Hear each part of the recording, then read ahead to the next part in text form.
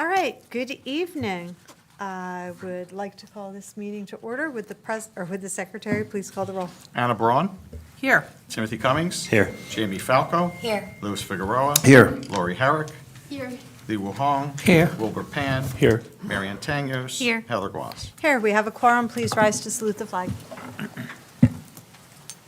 I pledge allegiance to the flag of the United States of America and to the republic for which it stands, one nation, under God, indivisible, with liberty and justice for all.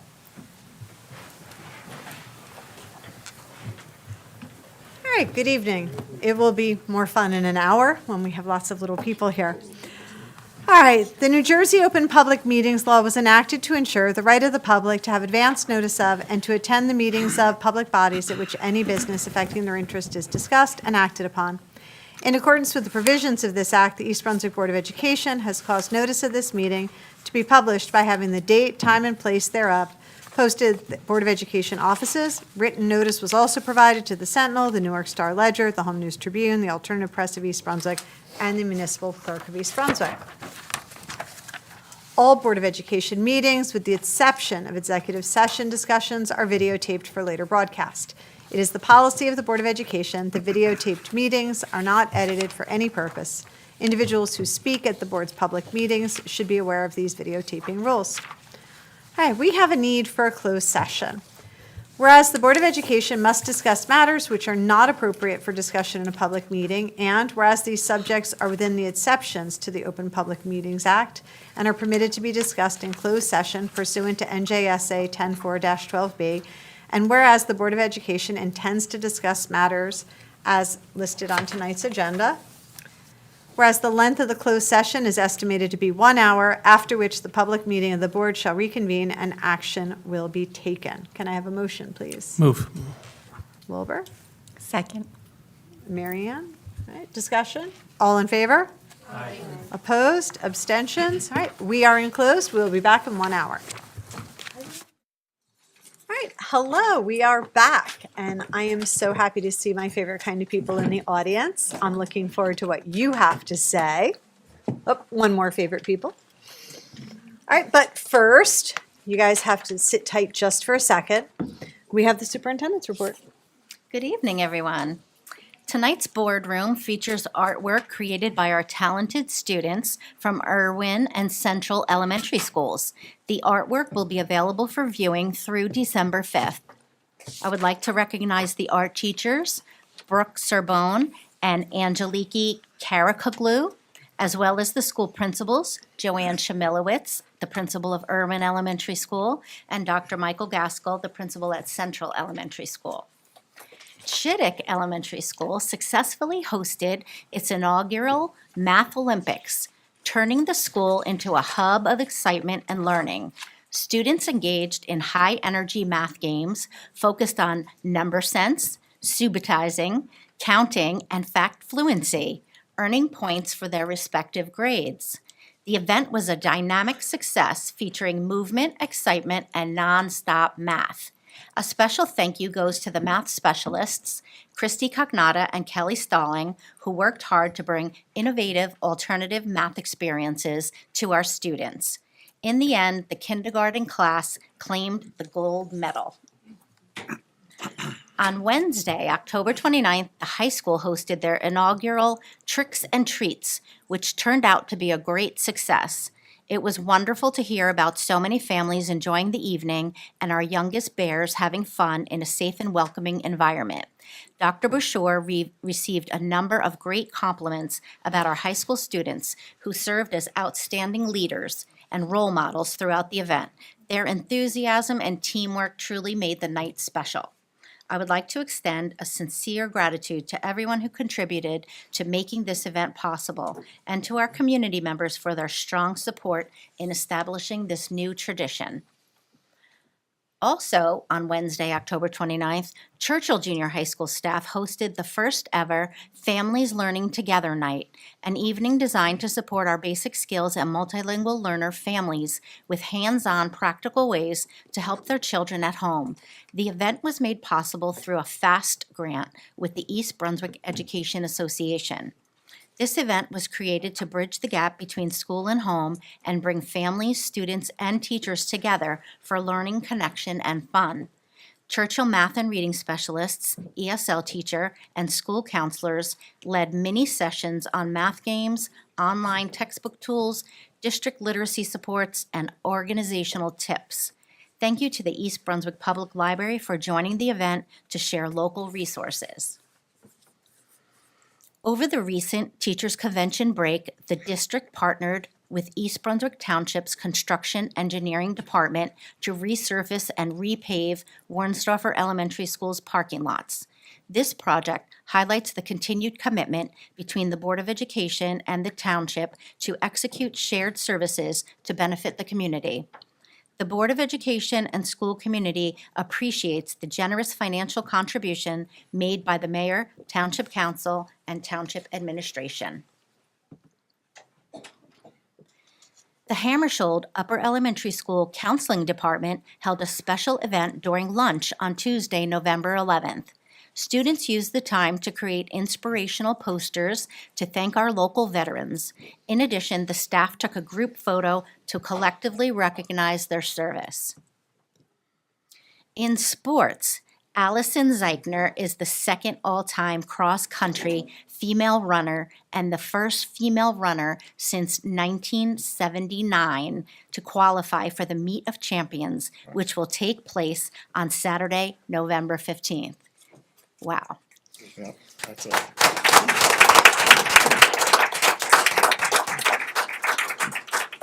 Girls tennis won the Red Division and GMC tournament for the 5th year in a row. Another wow. And field hockey won the GMC tournament for the 5th year in a row. Congratulations to our October High School Athletes of the Month. Students were selected for this honor by the coaching staff based on performance, demonstration of leadership, effort in practice, and for modeling exceptional character. The East Brunswick Education Association held a Denim Day this month in honor of Veterans Day. EBEA members, along with district staff, raised $2,100 to help support the VFW Post 133 and the Wounded Warrior Project. This Sunday, November 16th, the East Brunswick Education Foundation will be hosting their annual 5K Walk, Run, Bear Crawl, and Kids Fun Run at the Community Arts Center. The East Brunswick High School Drama Club is proud to present Radium Girls. The production will run Friday, November 21st and Saturday, November 22nd at 7 p.m. and Sunday, November 23rd at 3 p.m. All performances will take place in the East Brunswick High School Joseph J. Sweeney Auditorium. Tickets can be purchased at ebhsdrama.org. First quarter report cards can be viewed online through Parent Access Monday, November 24th. Hard copies will be made available at the request of anyone without internet access. And just a few reminders. Wednesday, November 26th is a single session day with lunch served for students in grades K through 6. Schools will be closed Thursday, November 27th and Friday, November 28th for the Thanksgiving break. And I would like to wish the East Brunswick community a wonderful Thanksgiving. Thank you. Thank you. All right, now did you guys go to Halloween at the high? Did anybody go? Yeah, you went? So I went. It was, if you have, as a parent, if you have the opportunity to go next year, it was amazing. My daughter's in 3rd grade and she walked away. The candy is Halloween, but she walked away wanting to take coding classes at the high school because she played the spooky video games and the kids told her they made them. It was just such a great experience and very inclusive. There was a lot of areas that were good for all of our learners. All right, up next, we have a resolution of appreciation and recognition for American Education Week. You want to come on up?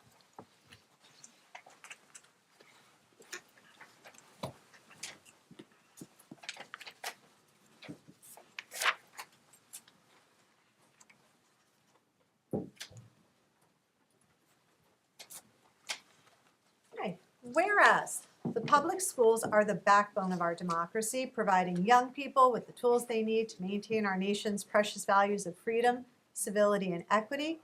And whereas, by equipping young Americans with both practical skills and broader intellectual abilities, school gives them hope for and access to a productive future. And whereas public education employees, be they administrators, teachers, health and student service workers, librarians, custodians, bus drivers, clerical workers, food service professionals, skilled trade workers, security guards, technical employees, or substitutes, work tirelessly to serve our children and communities with care and professionalism. And whereas public schools serve as a vital hub, uniting educators, volunteers, business leaders, and the officials for the common purpose of student achievement, now therefore be it resolved that the East Brunswick Board of Education hereby proclaims November 17th through 21st as American Education Week. This goes to Dr. Zimbicki. Need a motion? All right. I need a motion. Motion. Second. All right, Leah. Any discussion while we're all? All right, all in favor? Aye. Opposed? Abstained? Motion passes. Thank you so much. Thank you.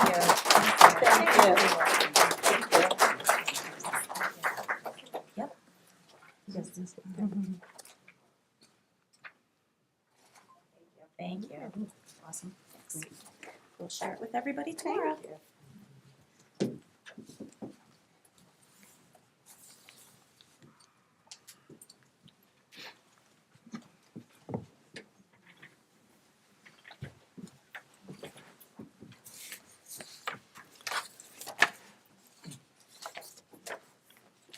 All right, now we are on to more students, but a bigger student. We are on to our student representatives report. Jane, we are so happy to see you. So happy to see you as well. Good evening, everyone. This week, we kicked off field testing for all of 10th and 11th graders. We're already on day 2, and students have been powering through testing with focus and determination. They'll be wrapping things up tomorrow, and we're proud to have of how hard they're working. Now on to some exciting news. Our student council is thrilled to announce our second annual holiday market coming up on December 10th. So many students and staff members are eager to show off their creative products and small businesses. After the success of last year, we're confident this one will be even bigger and better, so mark your calendars. Speaking of big events, our homecoming was an incredible success. We had over 800 students attend, more than last year, and we raised over $2,000 for each class and the student council. It was amazing to see how many students come together and celebrate. We also hosted our annual Tricks and Treats, which brought tons of smiles to our community.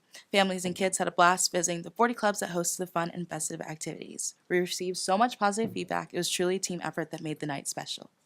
Coming up next, we have the Anderson Bowl on November 18th, complete with a bonfire and brand new event format as it is a flag football tournament. The rain date is the 20th. Another huge highlight this fall was our school-wide pink out in support of the MKS Foundation.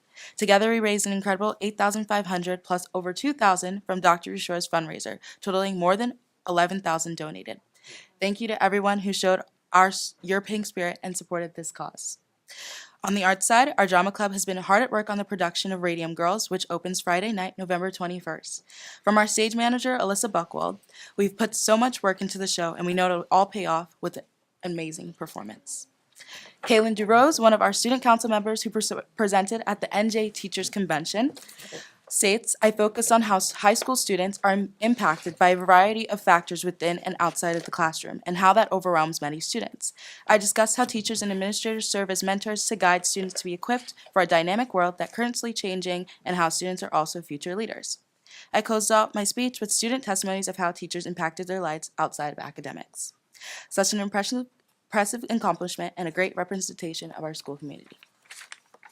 Looking ahead, we have Sophomore Parent Night on December 3rd, a great opportunity for families to learn more about their high school life and how to support their students. And finally, a reminder that Club Yearbook photos will take place next Tuesday, Wednesday, and Thursday for round 1, with more slots available in December.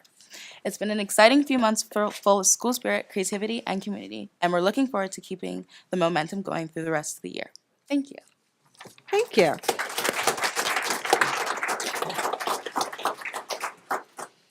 All right, now the moment we've been waiting for. We have learning across the district. The Chittick third graders will be sharing their project, Pollinate, Migrate, and Educate. Who's coming up? Everybody's coming up. That's awesome.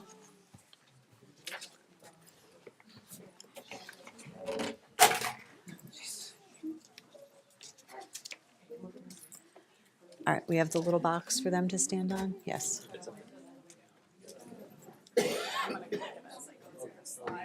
Yes. They look so nice, too.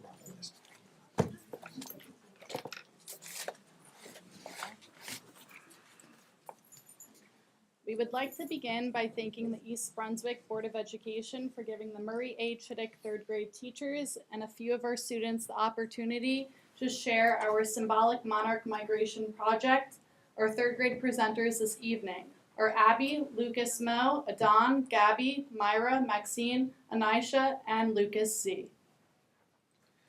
The symbolic monarch migration mimics the migration of monarch butterflies to Mexico in the autumn and their return north in the spring.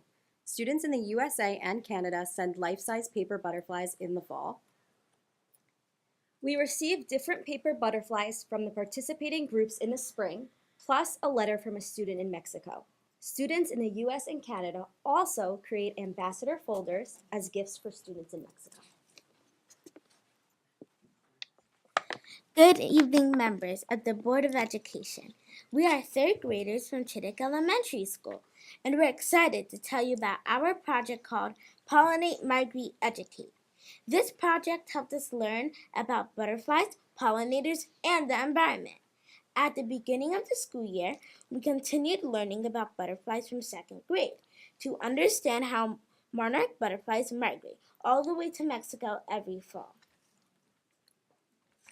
We joined something called the Symbolic Monarch Migration Program. We made life-sized paper butterflies and wrote letters to students in Mexico. Our butterflies traveled to Mexico, just like the real ones do, and in the spring, we'll get new butterflies and letters back. We also learned about native plants, the ones that grow naturally in New Jersey. We discovered that these plants are very important because they help pollinators like bees and butterflies survive. In the fall, we planted real pollinator plants in our school garden. We learned that planting in the fall helps the plants get strong roots before the hot summer. We can't wait to see them grow and maybe even see real monarchs visit our garden. One of the most important plants for monarch butterflies is the milkweed. It's the only plant where monarchs lay their eggs, and it's the only food baby caterpillars can eat. Without milkweed, monarchs can't survive, so we planted some in our garden too. And tonight, we brought packets of milkweed seeds for each of you. We also read nonfiction books about butterflies, insects, and habitats. We learned new science words like migration, ecosystem, habitat, and adaptations. Now we understand that every animal and plant has an important job in nature. One of our favorite parts of this project was when Eyes of the Wild came to visit our school. They brought real animals that live right here in New Jersey and taught us amazing facts about them. We learned that skunks are like nature's garbage disposals because they eat things that other animals won't. And did you know that box turtles can live up to 100 years, but they usually don't travel farther than a football field from where they were born? This project will make us feel like real scientists. We learned that even kids can make a difference by planting and protecting and caring for our planet.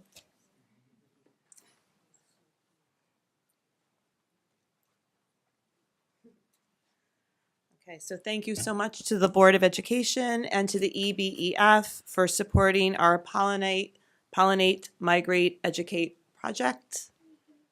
And we are proud of what we learned, and we look forward to show our growth, just like our gardens.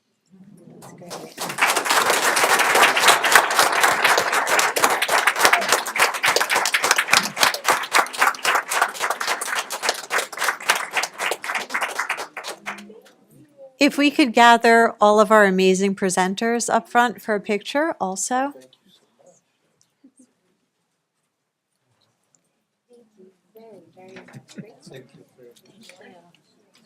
Thank you. You did a great job. Thank you. You did such a great job. Thank you very much. Really appreciate it. Great. That's a real experience. Did I see the documentary? Are we going to chair for that? Is that the line them up? Did Karen? She did not. It depends where. Sounds good.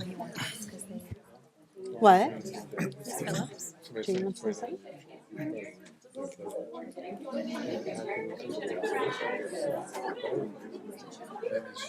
All of our Chittick supporters. Let's get this picture.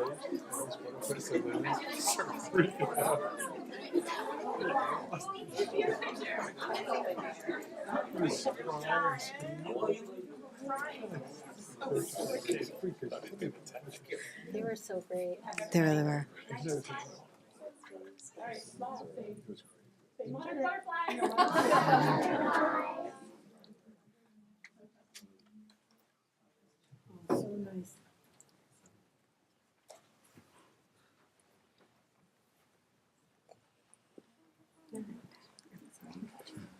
It's a lot of parents. We have the parents out there.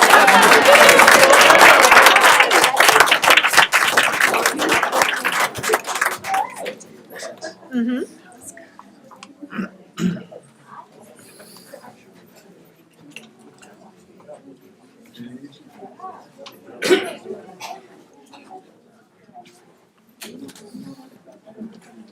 Did you go to Chittick? No. All right, we're going to go a little out of order for a second. This is not our normal, but our student representative who just spoke before, she's a senior at the high school, but she went to Chittick, and she would like to say something. Hello. And you're Miss Anderson, right? I remember. OMG. I'm feeling a little nostalgic now. You kids are so amazing. I love the presentation. And you guys are going to go so far with such amazing teachers. And I loved Chittick so much. And I wish I could go back.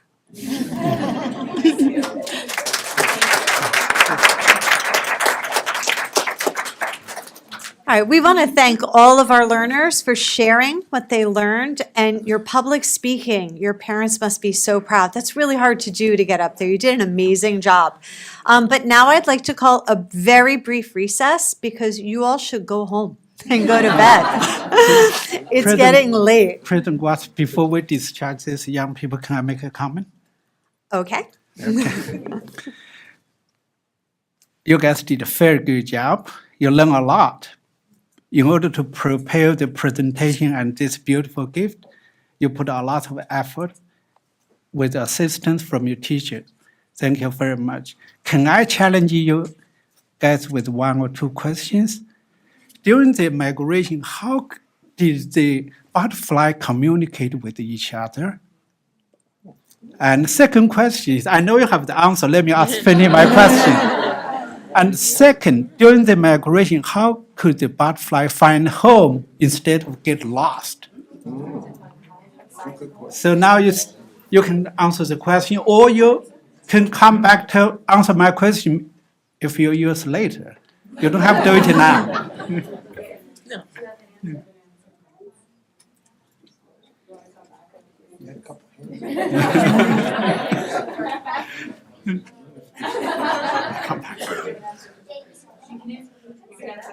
Do we know how they communicate? I saw heads nodding. Do we know that one? Do you? What do you know? You can go to the podium so everyone can hear you. Is it like their antennae? Like the ones that grow on top of your head? Like, Mr. Hong, did you know the answer to Because this young man is incredibly polite and he's looking at me.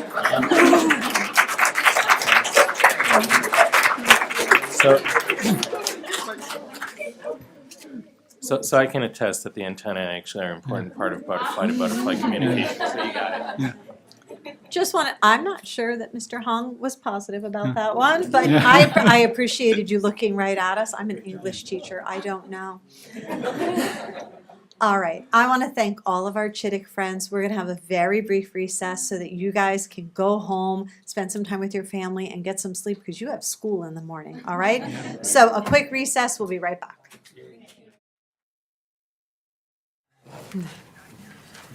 And now we have the good of the cause for the public. The Board of Education recognizes the value of public comment on educational issues and the importance of allowing members of the public to express themselves on school matters of community interest. To protect the privacy of all students and staff, concerns regarding individual students and staff members should generally be addressed by first meeting with the appropriate administrative staff. In order to permit the fair and orderly expression of such comment, the board shall provide a period of public comment at every meeting of the board. Each person has up to 3 minutes to speak. The board secretary will keep the time. When you step up, if you could give your name and address, unless you're a student, and then just your name and school, we would appreciate it. Is there anyone wishing to address the board? Hello. Hello, good evening. How are you? Good evening. My name is Dr. Maggie Georges. I live on Garfield Avenue in East Brunswick, New Jersey. So recently, East Brunswick students were tested using the new reading pilot program, yet many families were not given clear information about what the program is, what the results mean, or how the district plans to move forward. As a parent of 3 children in grades K to 3, I was alarmed to see so many indicators showing that my kids are not reading at grade level. Clearly, our current literacy curriculum is not supporting our students the way it should, and these pilot results highlight a significant problem. I want to emphasize that it took a lot of time, effort, and speaking to multiple people to even gather the limited information I have. There has been no clear communication about this pilot or the district literacy plans. It should not be this difficult for parents to understand what is happening with their children's education. Once again, East Brunswick has done a poor job communicating with families on issues that directly impact student learning. On top of that, I was taken back when I saw the agenda and saw that the district is approving only 1 hour of teacher training for Amplify, the brand new reading program, while other programs are receiving more hours. If we are adopting a new literacy curriculum, comprehensive training should be a requirement and built directly into the implementation plan. A program can be only effective if teachers are properly trained and supported. I understand a pilot is meant to identify needs and challenges, but families deserve transparency answers now. We need to know, 1, how is the district training teachers in the reading instruction? 2, why is there so little allocated training time for a new program? 3, what is the timeline for full implementation across all grades? 4, why did an outdated curriculum stay in place for so long when better systems existed? 5, what immediate supports are being provided to students who were flagged as below grade level? I'm also unsure how to feel about my children not being part of the pilot.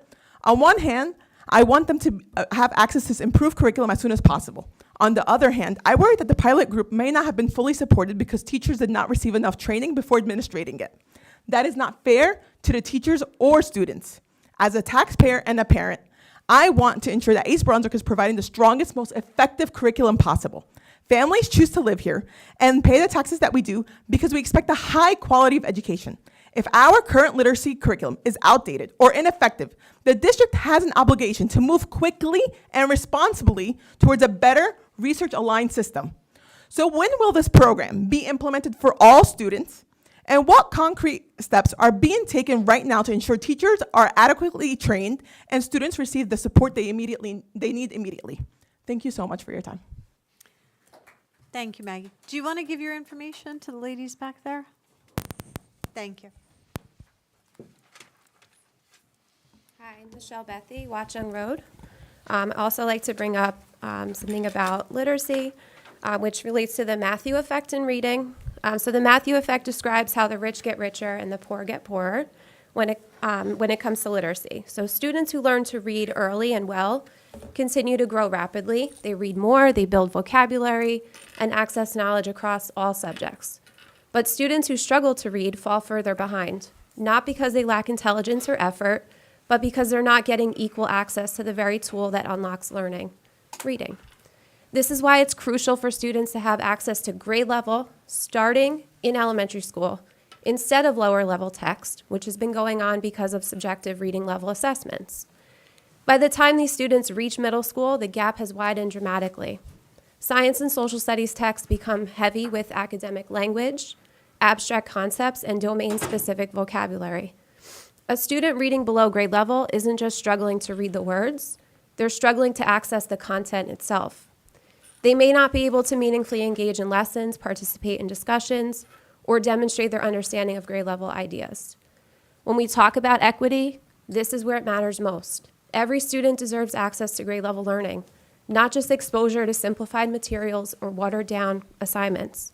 Struggling readers need structured, evidence-based support that allows them to catch up. Students in the resource room setting were excluded from the language arts pilots. They are still using LLI, leveled literacy intervention, and assessing reading levels, which leads to limited or no access to grade level text. If we continue allowing students to fall further through the cracks, the Matthew effect doesn't just describe a reading problem, it describes an opportunity gap, one that compounds year after year. We have an obligation to ensure that all students, especially those who struggle with literacy, receive instruction and intervention that is effective, research-based, and aligned with how the brain learns how to read. That's how we make equity real. Thank you. Thank you, Michelle. Anyone else?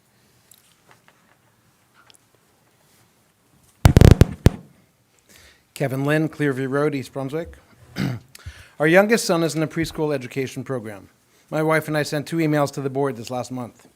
Our son is being excluded from the community program's aftercare program, as preschoolers in the special ed program can't be included.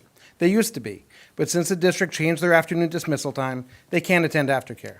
These are kids that would arguably benefit the most from the socialization and inclusion in ASK. Gen Ed preschoolers are welcome, just not the ones with special needs. This, one can assume, is a very unfortunate, unintended consequence of the time change at best, or at worst, an intentional exclusion of our neediest kids and families. We came up with a solution for our son that would cost the district no money at all and would work around this exclusionary policy of the township. Our son receives ABA therapy after school for an additional 3 hours. We found a daycare that's inclusive that would be willing to have our ABA therapist that we pay for continue to work with him so we can go to kindergarten next year in a least restrictive environment. We are literally trying to save the district money. The Transportation Department immediately denied our request as EB's policy states they will only transport to a location in the catchment area for the school or our home.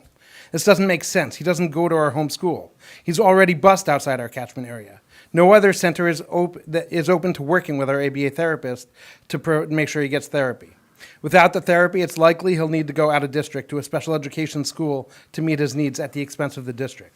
This not only is costly, but doesn't fulfill the district's mandate for least restrictive environment. This seems particularly arbitrary. It should only matter that it's in East Brunswick, which it is.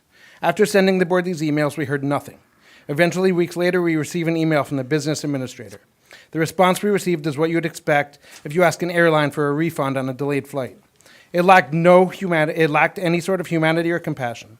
The thing is, we didn't write a corporation or business. We reached out to our child's Board of Education to look at a policy that, if revised, would make a significant difference for one of its students, while having minimal impact or expense to the district. Following is an excerpt from the response. We must firmly underscore that your request for transportation is denied and a revision to Regulation 8600 is not planned to be undertaken, as the decision regarding transportation has been thoroughly reviewed and finalized based on 8600. This matter is now closed. Further communication seeking to debate this policy, application, and decision will not receive a response. I mean, come on. This is the board's response to a parent asking for support and pointing out that a policy leaves us in a position of having to unnecessarily terminate our child's therapy instead of his bus dropping him off at a center in East Brunswick that's no further from the school than our house. Where is the compassion, the collaboration, the logic? Our question for the board, was this a collaborative response and decision? We reached out to the board for help, not the business administrator. If this is how our board responds to families like ours in this manner and refuses to even entertain that a policy may be excluding the needs of the most vulnerable students, this board has lost its way. I truly hope this was one individual responding out of turn and not the sentiment of the board. Thank you. Thank you, Kevin.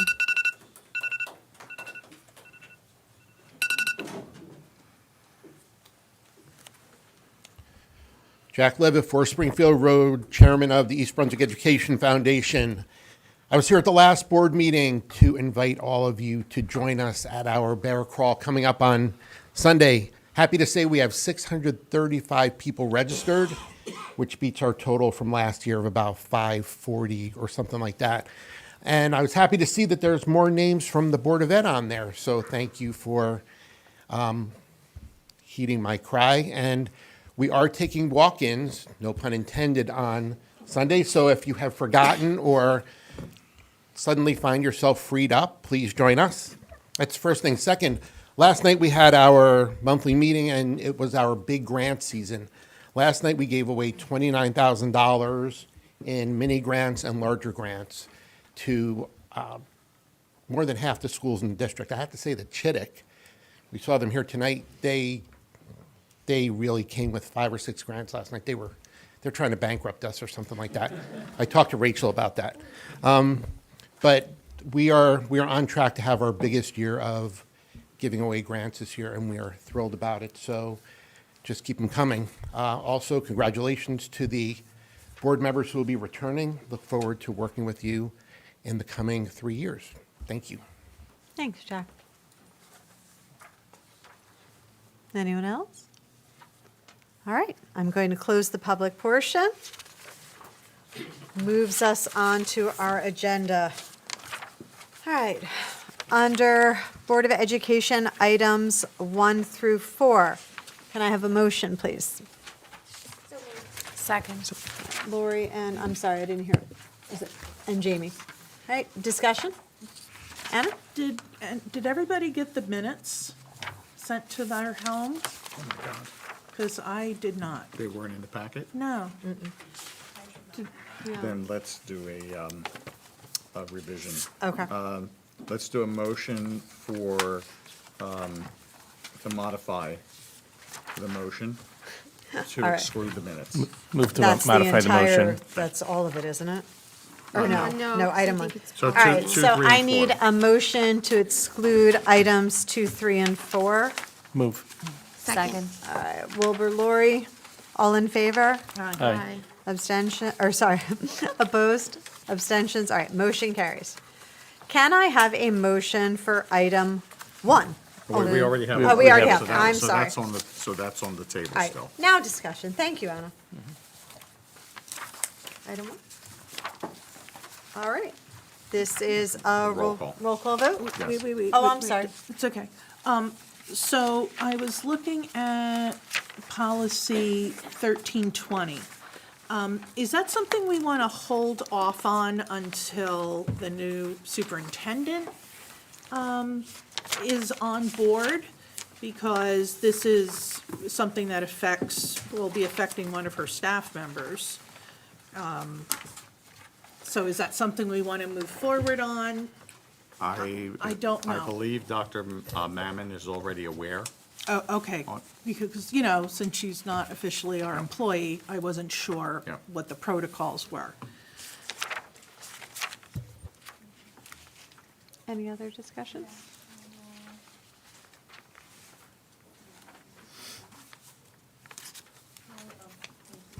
Policy 2535. I just had a question on definitions B, item 4, letter D. It says a representative selected by the Board of Education. Do we need to specify in there how that individual is selected or by whom?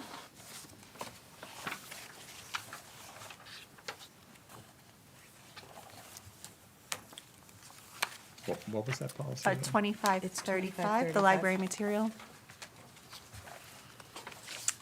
This is definition D, you said, right? B, number 4, lowercase d.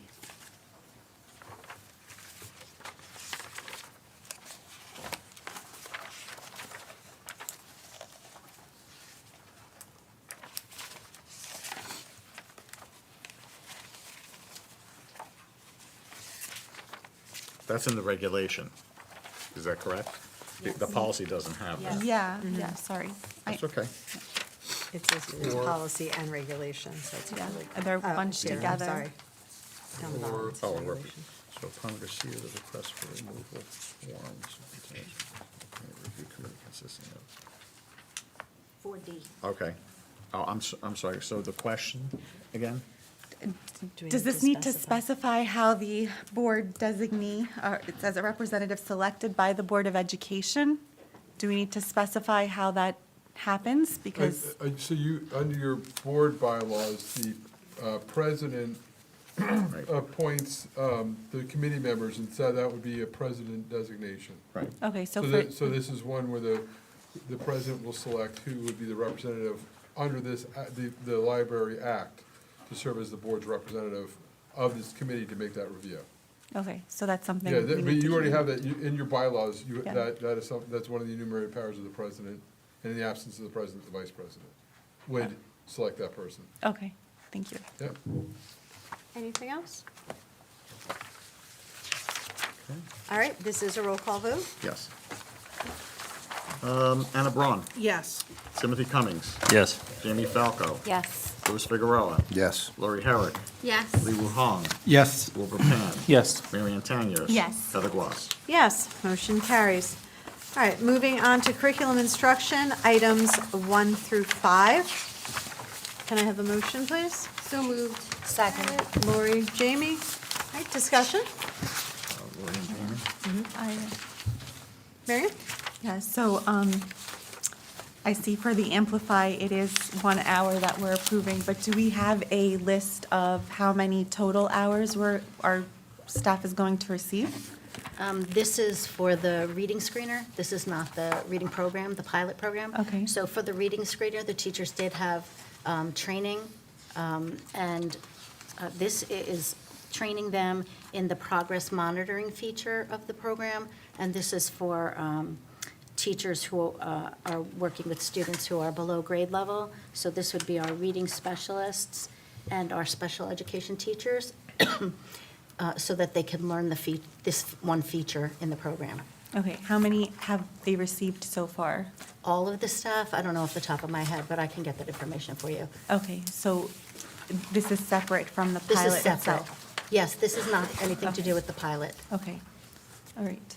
Can we get those numbers though? Yeah. Okay. Yeah, absolutely. Yeah, just building off of Mary Ann's question, in addition to how many hours of training the teachers have had up to this point, are there future hours of training that go into With the reading pilots, we've gone with the both companies' recommendations, and the teachers have had the number of hours, I think was half day of training initially in the summer, and then the companies are meeting with the teachers monthly, and then they're also coming on site. In the last 2 weeks, I've been on site with them, and we've been doing walkthroughs in the classroom, and the companies have been providing ongoing support for the teachers. Okay. They wouldn't want to front-load all of that because it would be a lot at the beginning. Sure. And will that continue through the length Throughout of the the whole school year. year? Okay, Yep. thanks. Yep.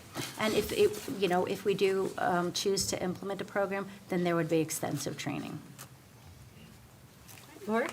I'm just going to comment on 4 and 5. Those are both contracts with the National Council on Alcohol and Drug Dependence of Middlesex, or otherwise known as Wellspring Center for Prevention. I know that a lot of parents had voiced concerns regarding current drug trends, and as well as vaping and cannabis use, especially at schools or in the bathrooms, especially lower grades. So I'm happy to see that we have partnered with them to do these trainings, and I encourage parents to attend. I'm just going to say, when we take the roll call vote, I will abstain because I used to work for them. So I'm just going to avoid conflict right there. And I just want to say that in June, I put out a survey to all parents to gain an understanding of what type of topics they would like to see at the Parent University sessions, and these were some of the responses. And if anybody knows of any other organizations that provide quality sessions for parents, please let me know. Yeah, they do a really excellent job, and I'm just excited because I know that for many years, them as well as other organizations like NJ4S have been really trying to get in here and do work, and so I'm happy to see that we're being able to build those partnerships. All right, Tim? Sorry, I just want to jump back to the Amplify training. So 1 hour remote training, I just wanted to confirm again, for the purpose of the vote today, you're confident that that is sufficient for This is our one needs? feature of Yeah. the reading screener. Okay. This has nothing to do with the pilot programs. Got you. This is the screener. Yep. This is the progress monitoring feature in the program. Okay. So this training is what the company recommended. If this is not sufficient and teachers need more, then we would be happy to provide more support. That's great. That's what I was hoping to hear. Okay, so a teacher should feel comfortable coming to the district to express their need for more help if needed. 100%, Yeah, yes. great, thank you. Sorry, Anyone?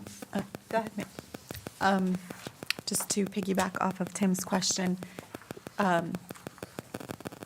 is there training available on a as needed basis then, or would they, if they have a need, do they have to wait until another opportunity is presenting itself? To use this feature, this progress monitoring Right, feature? or to receive any kind of professional development or training? I mean, everybody has administered the reading screener, and, you know, the principals and supervisors haven't expressed that any teacher said they didn't know how to do it, that they did it already. Okay. So this feature, you know, the company's recommending an hour of training, so I personally don't know how complicated this one feature is, but if a teacher was having trouble using the feature, then we would, you know, they would definitely be able to communicate that, or we could check in with them and ask them how's it going. Okay, and is there something to see? So for full transparency, there were two, and I know that was for the pilot, not for the reading Right. screener, but there were two meetings last night. And Monday night, there'll be one for the reading screener. Okay, so there was a question that arose because of a feature that they weren't aware of. How do they know that there's features that they're not aware of, is my question. Well, they're getting trained in the progress monitoring feature. You know, the company did the overview, and the teachers have administered the reading screener. So I could ask the company, are there features that we haven't used? But I think it was pretty straightforward. No, I mean, if a teacher doesn't know that a feature exists, how would they know that they In the need reading support in it? screener Yeah. or in the pilot program? Either or, you know, like, they only Well- know what they know, right?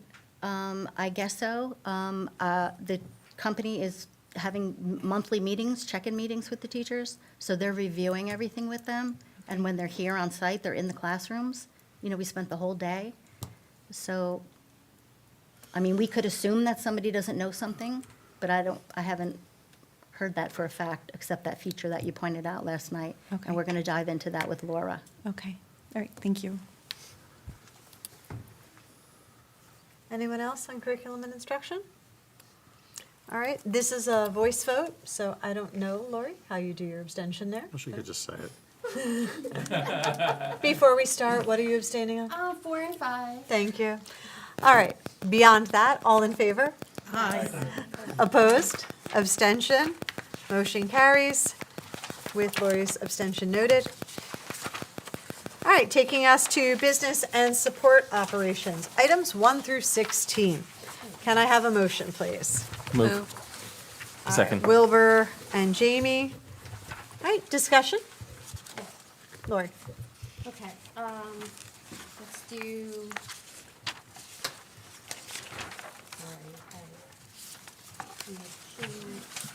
The long-range planning one first, number 9.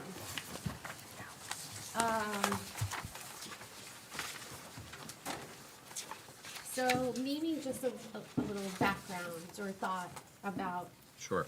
things that were picked, things that are in here, just. So, right, so the long-range plan provides, the State Department of Education requires a submission of a long-range plan. It includes a whole host of potential projects, and the key is potential projects. The board isn't wedded to them, but these are things that have been identified as needs for the various facilities throughout the district. We've worked with our professionals on this, our architects, to identify what they are. One of the biggest items in here, as you would note, is what do we do with the high school? So there are two components to that. One is a full-blown renovation, and one is a replacement. They're both very costly. But the renovation component breaks down every element that could be identified as needing replacement. But this is, the state has been behind on the long-range facilities plan submission process. They've been through the process of refining or revising the systems by which we're supposed to submit. I think they put that on the shelf for a little while, and now they're requiring that an update be submitted, What we have here is a very comprehensive list that encompasses every building in the district, school buildings, as well as support operations, as well as the administration building.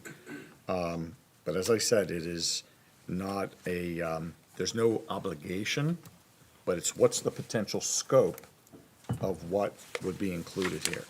And we're talking about, overall, many hundreds of millions of dollars for all of the facilities. So And it's non-binding. it's a planning document. Okay. And there's, as happens, because there are things that come up throughout the course of time, that there might be something not included here. And in those instances, a revision can be made when an emergent project arises that allows the board to add to the list to be able to accomplish whatever that emergent project might be. So the key here is, this is a requirement. It's not obligatory in terms of we have to do everything that's listed here. It's something that the state requires of all school districts to have a long-range plan in place.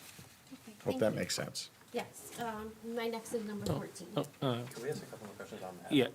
Yeah, I have more that's questions on the long-range plan, if that's okay. All right, Yeah. that's fine. Wilbur? Yeah, so when was the last time we submitted the long-range plan? It's I been looked and I couldn't. years. Okay. Years. I can't even give you an exact date because the state has put this on the shelf for such a long time. And what they've requested now is, this is what's called a major update. Okay, and so was there a particular trigger to have this long-range plan be put together at this point in time? Because they're requiring it. Oh, okay, They're requiring that it be submitted. so there's a deadline that we had to hit. Yes, something. and also, we've got some, and one of the things that I think that may have triggered it with them is the fact that we have other projects that the board's approved to submit to them, and they're saying, well, we need to have this in place to advance everything else that we have going on. Okay, and I just want to ask a little bit more about the implications of this list. So it seems like the approach to this list is we put everything we can think of on there because it's better to have it on there than not to have it on there. Is that correct? So what happens, again, if something comes up? So I'll just come up with a ridiculous example, since we're talking about replacing schools. Let's say that for some reason we need to replace Memorial again. God And, forbid. yeah, I know, No. I know, Let's use I know. a I lived hypothetical. through that. I lived through that because my kid was supposed don't to wanna start do that. kindergarten when it caught on fire. So that was awesome. So- So what happens if it's not on the list? What does that process look like? It's actually quite simple. It is the submission of an amendment to the long-range plan. So it's basically tacking on an additional project. And that typically is something that would be done by board resolution with the approval of a project and the submission of plans, and that basically gets submitted to the DOE, and they update the plan accordingly. Okay, and then one last thing, with the dollar values of the items on here, now I'm just gonna pick one out at random so I don't bring up Memorial again. Yeah, sorry. Okay, so there's a thing for a perimeter fence installation around Churchill at $815,000. I'm not questioning that number at all, but what happens if we decide that that's what we want to do, and then it turns out the cost is significantly higher? Are there any implications for that scenario if? These are estimated costs that our professionals have put together. Right. We would not use the exact dollar amount that's here. We do an up-to-date estimation for bid purposes, so we would want to know that at the time that we're planning. If we were going to move forward with something, we need to develop what those plans would be. Fencing is kind of an easy one, but Sure. if we take, if we were to say we were going to put an addition on a building, we would get into the details of that, what's required in terms of HVAC, the construction, electrical, plumbing, all of those components, and really dive into developing what that estimate is. And that would be the basis that we would use to ascertain what our funding levels would be, but also how do we go about funding it, and then ultimately going out to bid. So Okay. these numbers would not necessarily be the number that's going to be used. Right, right. But what I'm asking is, since this goes down to the state, and we have a number here, and if the cost or the winning bid comes in at a number that's significantly higher than the number that the state has, are there any implications for that? No, and when an application is submitted for a project, the cost, the current cost estimates are all submitted with that application. So this is a benchmark, if you want to call it that, but this, from the state's perspective, what they're looking at was this part of the original plan, or is this an addition to the original plan? And it's not going to have an impact as to whether the state is going to say, do it or don't do it. They're going to look at criteria when it has educational implications. Do we meet the administrative code criteria for classroom size, the additional space for support services, libraries, nurses, areas, main offices? They'll look at a whole host of other criteria. They're not going to use the long-range plan to say, well, this is what it said, and this is the dollar amount, this is what you have to live with. That won't be the case at all. Okay. Then that sort of begs the question, what is the state doing with these numbers? But I'm not really interested in the answer to that. I won't It's beg the to state. try to answer that. Tim?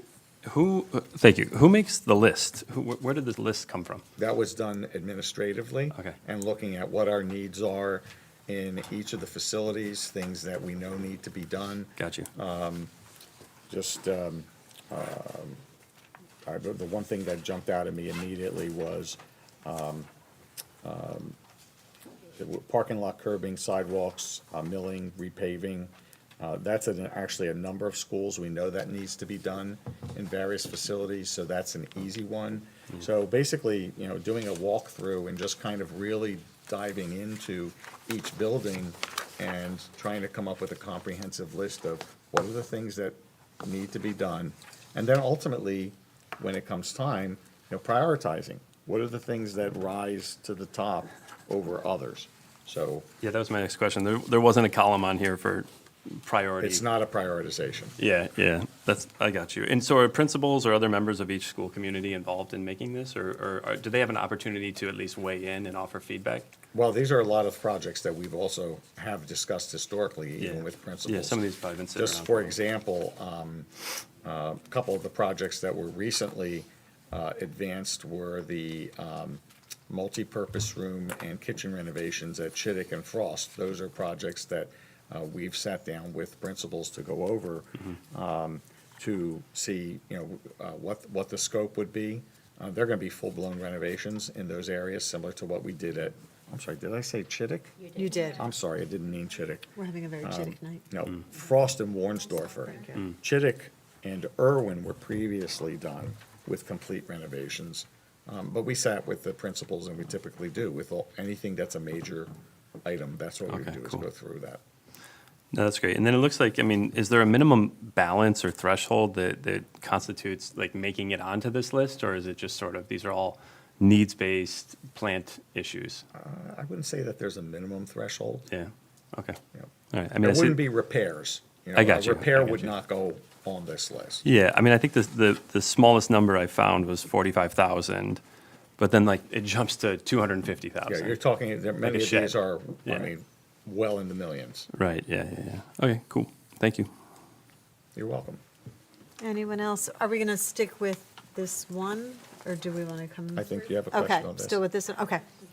So, I know you said that it's been a number of years, so did we use the old template to make this, or this was newly created? Because I saw an item on here, and unless I'm misreading, for Bound, it says new school, $48 million. For Bound? a similar size. That was one of the things that had been discussed. And at some point, I think there's going to have to be a discussion regarding what happens with the building. The building is very old. So the board was going to have to grapple with that decision at some point as to, does it get replaced? Does it not? Does it get replaced in the same location? I can tell you that through the work that we had done several years back, trying to build a school on that site is going to be a challenge, to say the very least. So then the issue becomes, well, where? And trying to identify land that will meet the state criteria to be able to build such a school. So this is a placeholder. It's something that the board will have to grapple with at some point in time as to what happens. I know we had talked last year, forgive me for saying this, but we had talked about, the potential closure Right. of Bound. That's why I'm- But, that's not something I see as happening in the immediate future. I'm sure there'll be people that'd be happy to hear that. But what is the long-term life of the building? And it is very aged. It needs a lot of work. And it's a decision that the board's going to have to come to some kind of a decision at some point. And some of that may be balanced with, does it make sense to try to build a new school and acquiring land to do so? Or do we expand some of the other elementary schools to make up the space? Because keep in mind, Bound is our smallest school. We have less than 200 students in that school.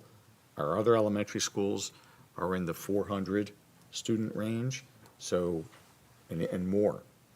450, I think we're somewhere in that range. So these are conversations for the future. Okay, so it's more of a wish list than a plan, You could right? call it that, Okay. because there's a lot of things on here that will probably not happen in our lifetimes, I would say. Okay, all right. Not for the many hundreds of millions of dollars worth of cost. Yeah.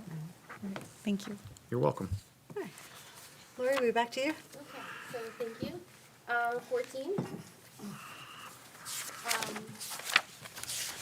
So I'm just, I guess first question, what's the timeline on this? Is this something we have to submit now? Like, what is the requirement for submission? Can the board have access to or see the original October 1st, 2021 letter regarding the reason for? Oh, absolutely. And then, I guess thought that came to mind was, we know that this is a point of great discussion in our community with the TCUs, and their life and what they're, being used for and how our schools are separated at this point, by grade.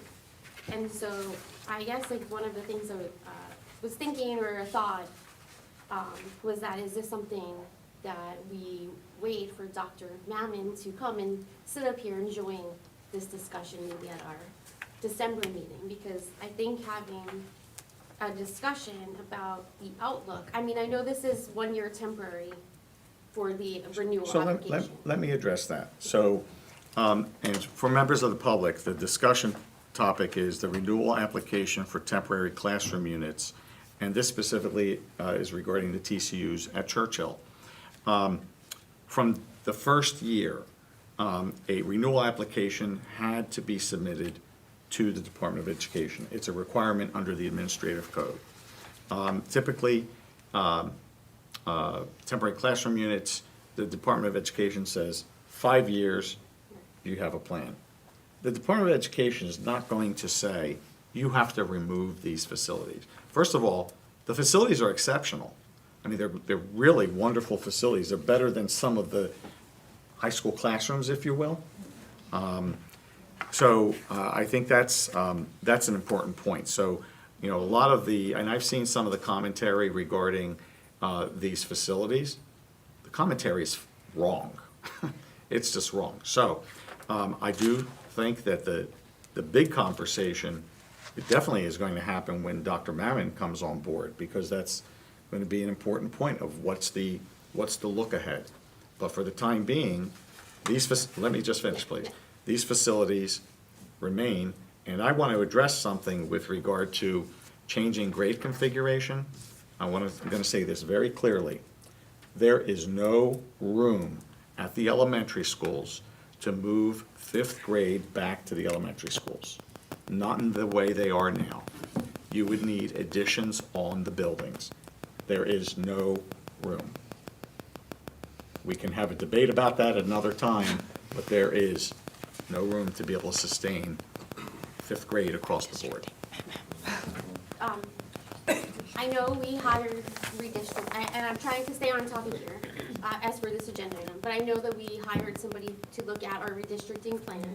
And so I think that part of this is being anxious, like what does that look like? Right. And, so I know that's gonna be part of the discussion. I also know that within a year, we won't be able to move these, right? So the point and discussion around it is kind of mute because they're there, they're going to be used. We can anticipate new buildings or changing structures or anything probably that fast.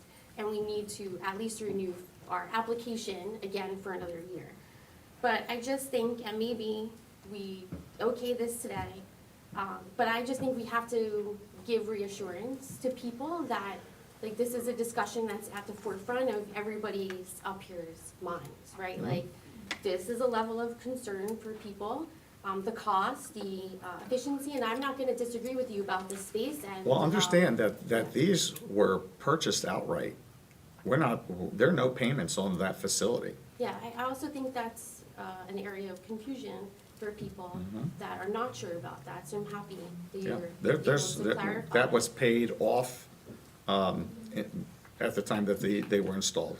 Yeah, I just, again, I know it's a renewal application, they're gonna be there at this point no matter what. I'm just saying that in my mind, I think that in our next meetings and early as Dr. Mammon joins us, we're gonna have to have these discussions. Yeah. Because we really have to address some of these building concerns. I think that'll be part of the planning that the board goes through with Dr. Mammon in terms of goals.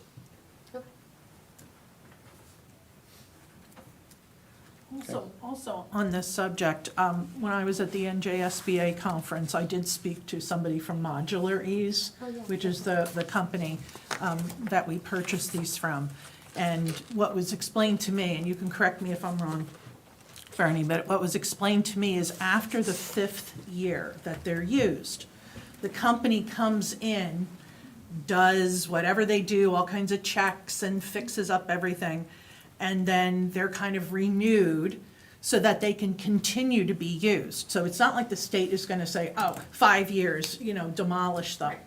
That they will be able to be continued to be renewed. The state would have to come in and re-examine them, make sure everything is up to code, but they can continue to be used. And, not that I'm suggesting this, please, but they said that in Philadelphia, they actually build whole schools out of these prefab units. And they can go multi-floors, they can go 4 floors.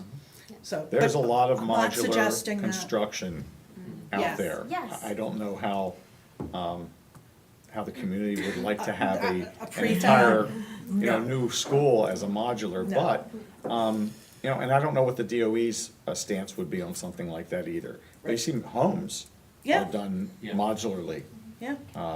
There are lots of possibilities out there, but the construction on these units is unlike what I think a lot of folks might recall as being trailers. Construction. 30 years ago, because back in the day, we had some of those up at the high school. These are not those trailers. Right. No, that's not what these facilities are.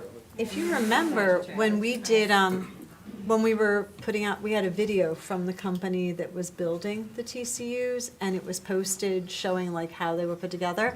And they're included in the video, I believe, there's a chain of private preschools that have their entire building put together by this company in the same manner. So they've been around out there for a while, doing, I think, more substantial construction than those construction trailers, which still exist in other districts, sadly. Can I just make sure I'm clear on something? Thanks. So we've finished our 5-year term on these things, correct? And every year now, we are going to need to just kind of recertify with the DOE? It's a renewal application, and it's not that it's after the 5 years. We've been doing it every the year. applications. And you can only do it 1 year at a time. You can't do it Yes. for a 3-year term Yes. or a 5-year term. So, Yes. okay. So every year around this time, we're going to be seeing this until a bigger decision is made as to how to move Yes. forward. Okay. Sorry.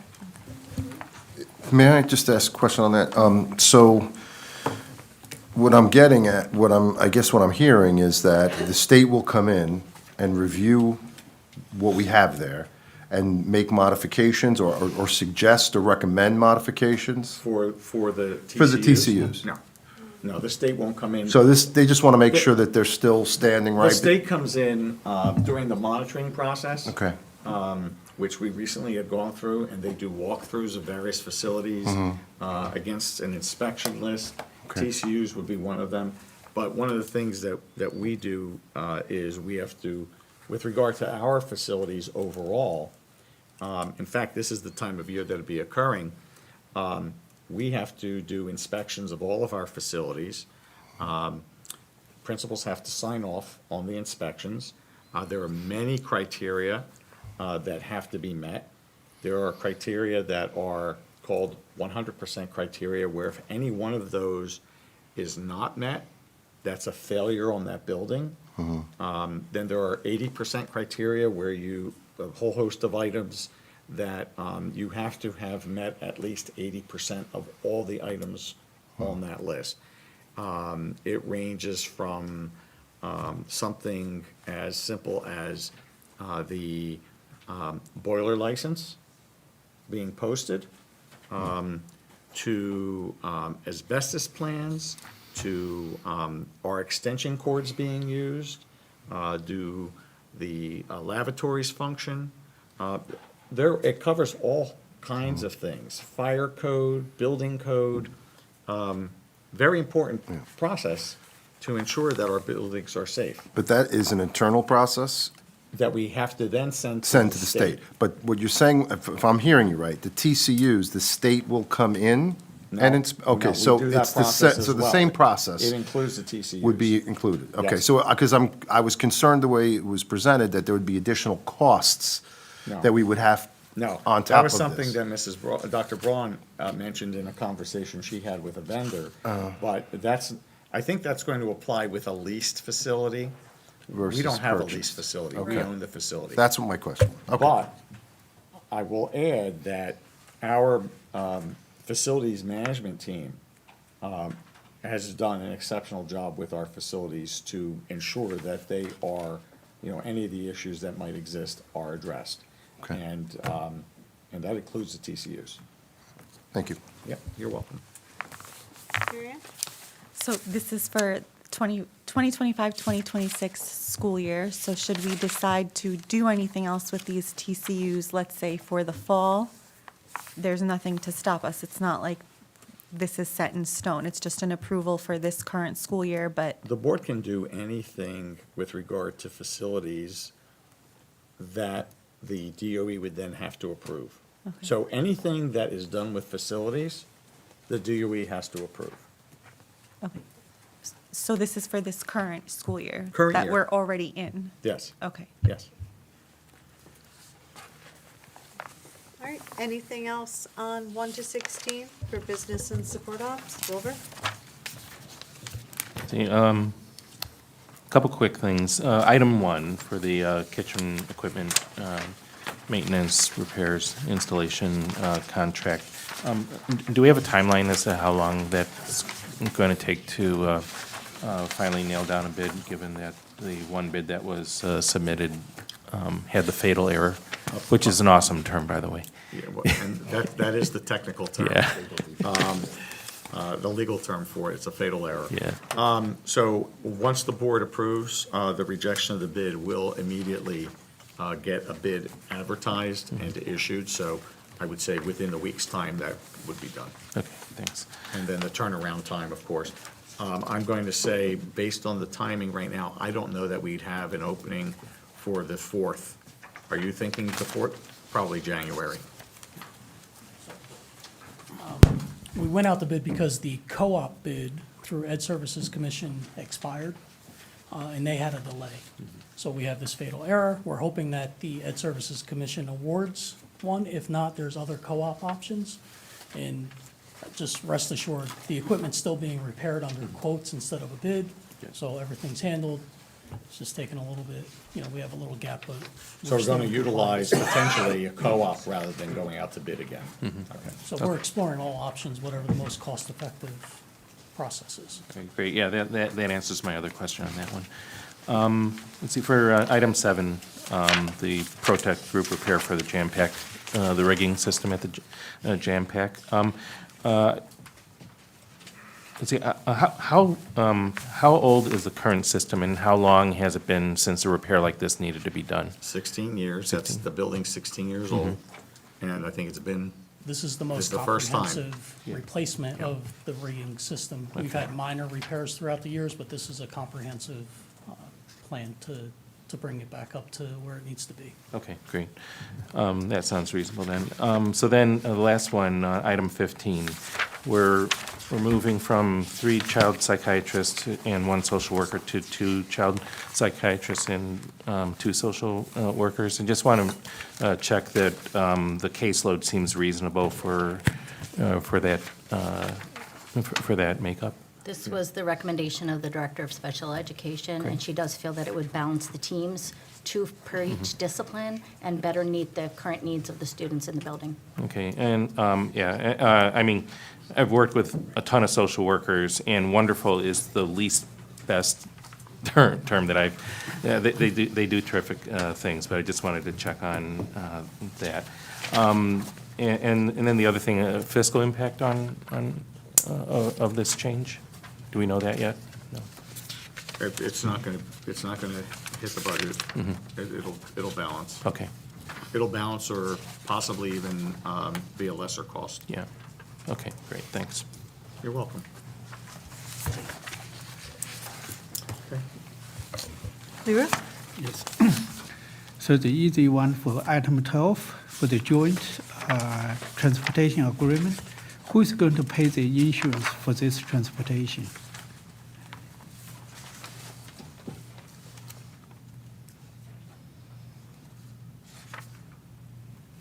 Who is going to pay the cost for this? No, the insurance. Oh, the insurance? Yes. The insurance is paid for by the district. They have their own insurance on the buses. So the district is East Brunswick or the? No, the district is Hopewell Valley. Okay. So they hold the jointure, and we'll be tagging on to their bus. Okay, thank you. You're welcome. Anything else on 1 to 6, Jim? One more, sorry. Going back real quickly to Wilbur's point on the rigging system, do we have a minimum a minimum threshold for when we have to put something out to bid, to solicit bids, in terms of dollar amount?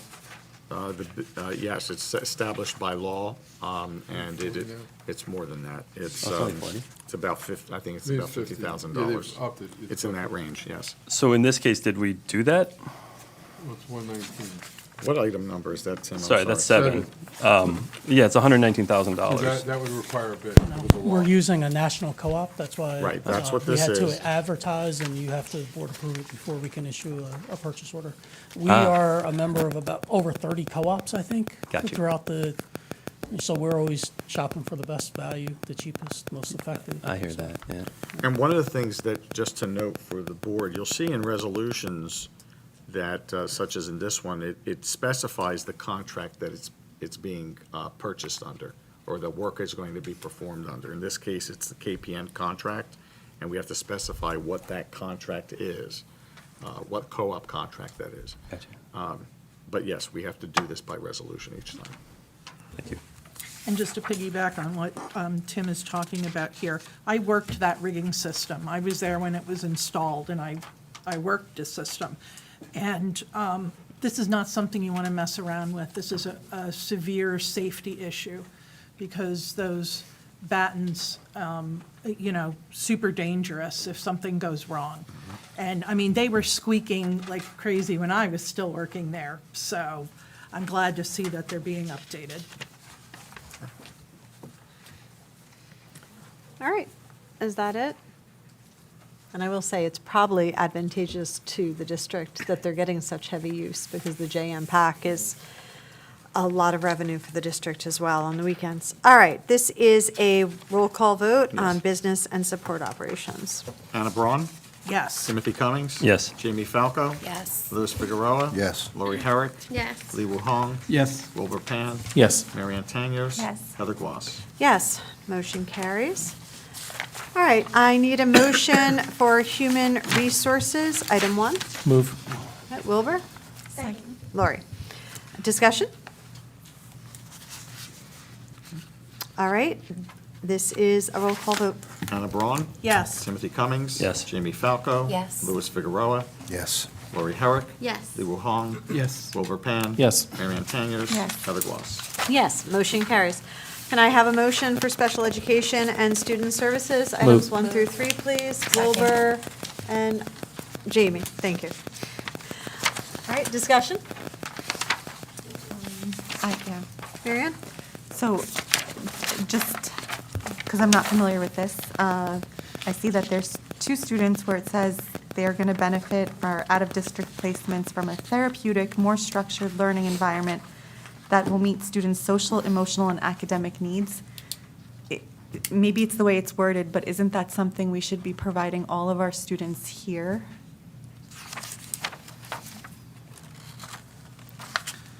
You know, it's concerning for me that we're saying we're going to place students out of district because we're not providing enough of a structured learning environment that's meeting their social, emotional, and academic needs.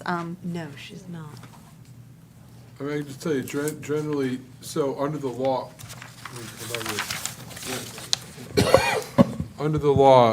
districts have to put children in the least restrictive environment to meet their needs. So it's not suggesting that your school doesn't have therapeutic, emotionally appropriate classrooms, but there are certain children with certain disabilities that there are schools, specialized schools, that are more appropriate for them to give them therapeutic, whether it's they have emotional issues or they are on the spectrum.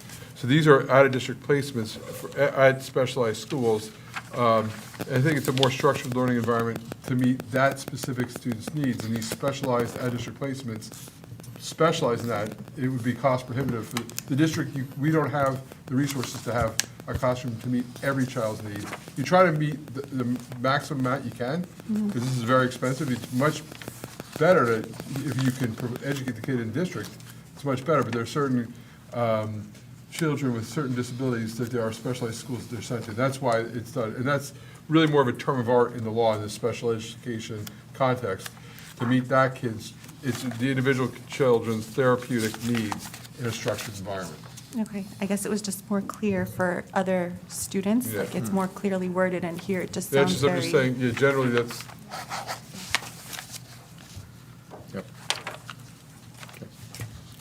Yep. Just a quick question for clarity.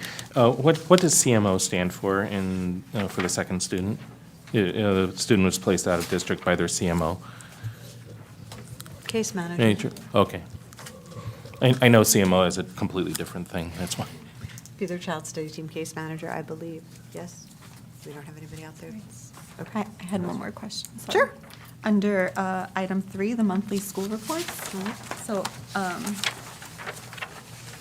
I guess it's going backwards because there's no page numbers, but it's 1 to the 3rd page back.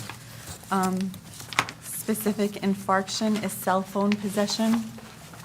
That's not against our policies, though, at the high school, so.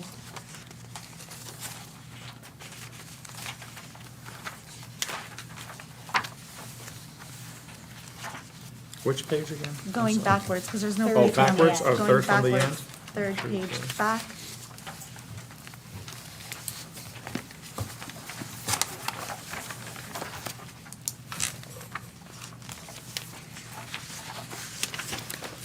What did you say the issue was? Sorry. Cell phone possession? Cell phone possession? Yeah, but Thank we you. just did our policy where, do you want me to?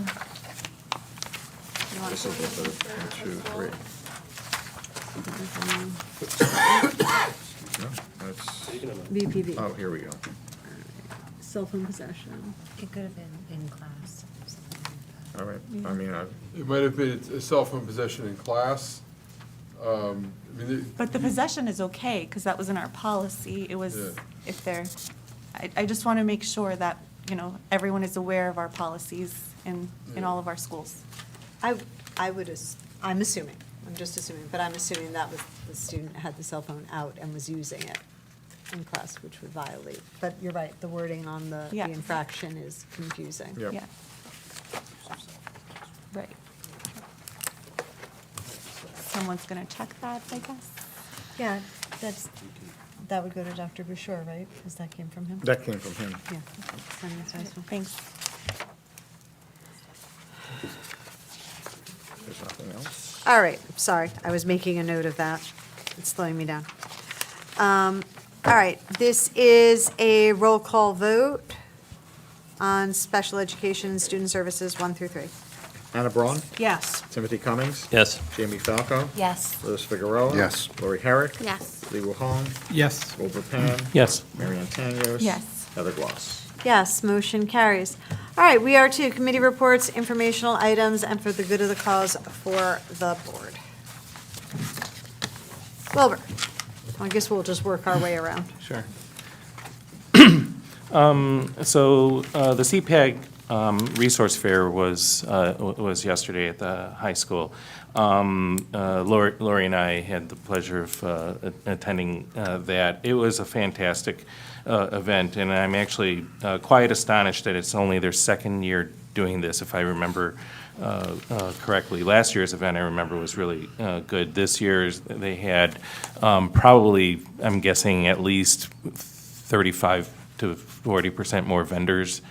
Foot traffic was tremendous, and I know that they're planning another similar event for the spring because of the success they've had so far. So I just want to acknowledge the wonderful work that the CPAG folks are doing.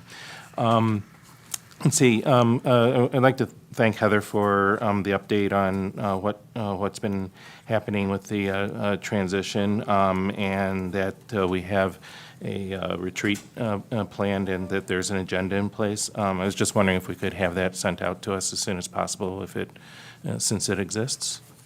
I think that, I'm not sure if that would have to wait until Dr. Memon actually started with us, but I will speak to her about it. Okay. I mean, you could send it out as a draft. I think that's a pretty reasonable thing. And then finally, I had, let's see, just for transparency, I had some questions about the planning board. My wife is a member of the planning board, but I think these are general enough questions that there wouldn't be a conflict of interest thing. It's mainly because of process, and just cut me off if I'm wandering into the DMZ, if that's okay. All right. So in terms of bringing our projects to the planning board, I just want to make sure I understand the process. Understand the process well. So we have plans that were being presented yesterday. The one that got presented involved the parking lot at Chittick. And my understanding is that the presentation at the planning board is strictly for informational purposes, and we don't actually need an approval from the planning board. Unlike, say, if Mid-State Mall wanted to reconfigure their parking lot, they would have to touch base with the town ahead of time, present at the planning board. If the planning board had modifications that they might want, then that would have to be discussed and incorporated in the plan. But we don't have to do all of that That's process, correct. right? Under the municipal land use law, public entities such as school boards, county colleges, even the town, if you're undertaking a capital improvement, you go before the planning board for what's known as a courtesy review to make sure it's consistent with the township's master plan. And so it's a courtesy review. They provide feedback on your plan, but it's not a vote. Similar to your example you gave about the mall going in, that requires a vote. Right. And then you also have, under the municipal land use laws, you also have the Board of Adjustment, which is an entity that's going before to deviate from the town's ordinances and master plan and you have to get permission from the Board of Adjustment to adjust the master plan. So there's two different land use bodies within the township, but what happened last night, and it happens on any capital project, if you're gonna build a new football stadium, you're gonna put a dome over it, you would go in for a capital review project, and it's known as a courtesy review. And that's done all over the state, and that's mandated by state law. Okay. Let's see, so for the projects that we're considering, when do we get public input onto, into the process? Because again, if this was a private sector thing, again, Mid-State Mall doing something, that would come to the planning board, but they would have to give notice to the folks that live in the area about what's being planned, and also, people from the public can show up at the planning board meeting to get input. Do we have a similar point of contact with our things? So planning board meetings are open public meetings under the law, just like your meeting is. There has to be an agenda and notice. The difference is that the law does not require public entities to provide the public notice. And the public notice, what you're talking about is you have to give certified and regular mail to everybody within 200 feet of the entire property boundary of any change that you're trying to undertake, to basically put your neighbors on notice. The law does not mandate or does not require that for public entities, given that look at the size of a public entity and the square footage. I mean, just think of one of your buildings and the property, how many people surround it. It would become cost prohibitive. There are notice requirements from the planning board, what's on their agenda, the public knows about that. And then, other than just, principals talking or making presentations to the public. You have done, like, for example, several years ago, I think it was about 2 years ago, when you were talking about the softball fields and the updates to it, you guys had presentations here at the board for the public to hear about it.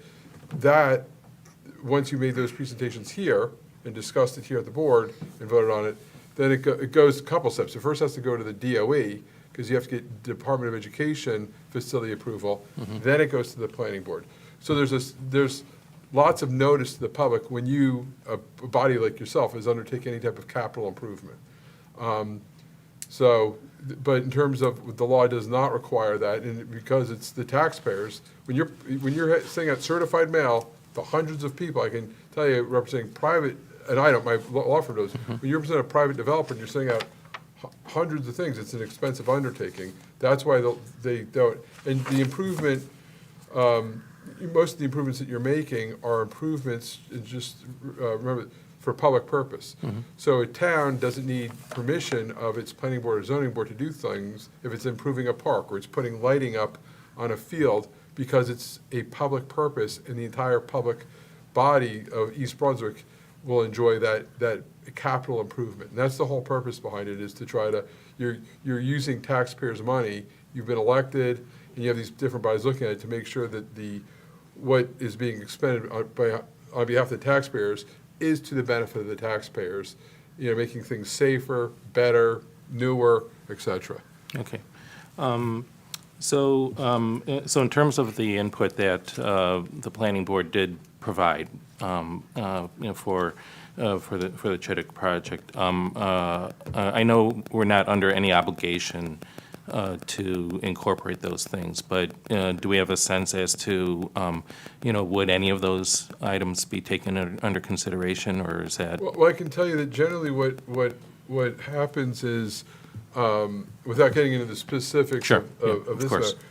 you very often you take that into advisement. I can just give you an example. I am the city attorney to a town in Union County. They're putting lights up, and you put up big lights on football fields, you got a lot of people that are upset. They didn't notice people, but they told people came out. And at the planning board during the courtesy review, there were suggestions about the timing of the lights, when they should be off, if they're not in use, et cetera. And all that's now being incorporated into the town's ordinance. So the whole purpose of going to another body, because they're the experts on planning, is to get their input, and very often, many of their suggestions are incorporated and could revise plans and do things. That's the whole purpose, is to have that dialogue, to have another set of eyes who are experts at it, give you their feedback on it. Okay, great, thanks. I also just want to say that I'm very happy that I went to that planning board meeting, because I learned a lot. I've never actually been to a planning board meeting before, despite the fact that my wife is there. Lori also went with me to check things out, and I did learn a lot. And I see a lot of opportunity for us to work with the town going forward for these sorts of things. So just want to say that for the record. Thanks. Anna? So I'm gonna, I just want to get 2 easy things off my plate here. First, the East Brunswick Public Library is hosting a tween stress less night tomorrow night for grades 5 through 7 and their parents. So parents are required to be there. You can contact the library to sign up, but it's in conjunction with the mental health task force in East Brunswick. And then I also just want to remind everybody that the East Brunswick Symphony Orchestra is having an event on November 23rd at 3 o'clock at Trinity Presbyterian Church. And then I have 2 things, and the first, Mr. Jacoby, I'm hoping maybe you could help here or weigh in on your thoughts. And I followed up with Dr. Boley about this, and I think we had a productive conversation. But at New Jersey School Boards, we were able to meet the people who are piloting some of our new programs. And they had offered to provide a presentation for the board to help answer our questions. And so while I was there, I had reached out to Dr. Vleski and had asked, like, is this an opportunity for us? And then Dr. Boley had said, well, we have something planned for parents, and perhaps the whole, she could share it with the board, and we could be invited. And I guess somewhere between all of that was a discussion with somebody. I don't know if it was you or Francis, but regarding the fact that if the invitation was made to the full board, then it would look like we had quorum at this parent meeting that was held virtually about this new curriculum that was educating parents. And so I think my concern or thoughts or thought process is, then how as a board do we become informed about a new curriculum or changes or these new programs that we're piloting if we cannot be as a full board or for a presentation that is held virtual or in person? Yeah, well, I mean, generally, whenever, so you're a 9-member board, so whenever 5 or more of you are together, you have a meeting. And whenever 5 or more people are together, the Open Public Meeting Act mandates that you provide advance public notice, at least 48 hours to the public, so that they can come and participate. At every public meeting, you have to have a public comment portion, you have to have an agenda. If it's a special meeting, the purpose has to be published, what the purpose is, and it's limited to that. So it doesn't preclude the board from participating in this. So I don't know the name of the entity, but the ABC entity wants to come and tell you about a new curriculum that they're putting out, and you're opening it to the public. You could notice a meeting. It could be done either virtually, you might get more participants that way, or you could have it virtually and where you sit here live. I mean, you could do it all different ways. The only thing you would have to do is if more than 5 members of the board want to be present, you have to notice it. And the reason you'd have to notice that is because you're talking about an item that is being utilized in this school. It's school-related. That's different than, say, you're having the play that's being shown. If the whole board goes to the play and you're sitting all over the audience, you're not there conducting board business. You're there, supporting the students who are putting on this production, or a concert. If you go to the November 23rd East Brunswick Symphony, you're not conducting board business. This would be clearly board business. So typically, and I've had many of these cases where there's presentations, and I'll give you an example. Many, many years ago, and I don't think any of the board members were here. I know that Lou, you were here. They did it was probably a decade ago. They did it in, I think it was the Hammersholt cafeteria where you had the board, it was noticed, and there was basically feedback in small group sessions with members of the community to get input on things, and there was boards and people were writing on stickies. the strategic and planning. strategic planning. So that was one where you involved the community, so you could easily do something like that. You could literally have a special meeting, you could do it at the JM PAC, and have this group come, make a presentation to the board, to the public. You guys could sit in the audience and have them make a presentation, and then you'd open to the public for comments, and then when that's done, you could open to board comments. So you can absolutely accomplish it, you just have to always be mindful of the Open Public Meeting Act and those requirements. And I think I've told you guys, if you violate the Open Public Meeting Act, the body that looks at you is called the Morris County Prosecutor's Office.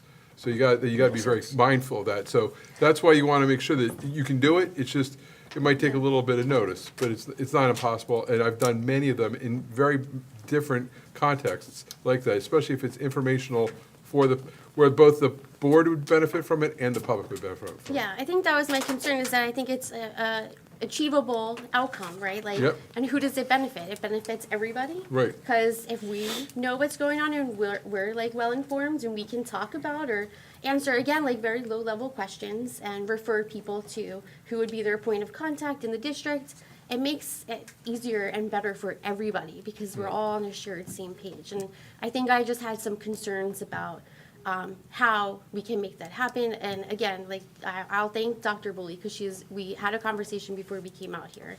And so we were able to address it and fix paths that we probably were missed. But we addressed it and I feel good moving forward. But I just want to, again, make sure like people want to understand the curriculum change.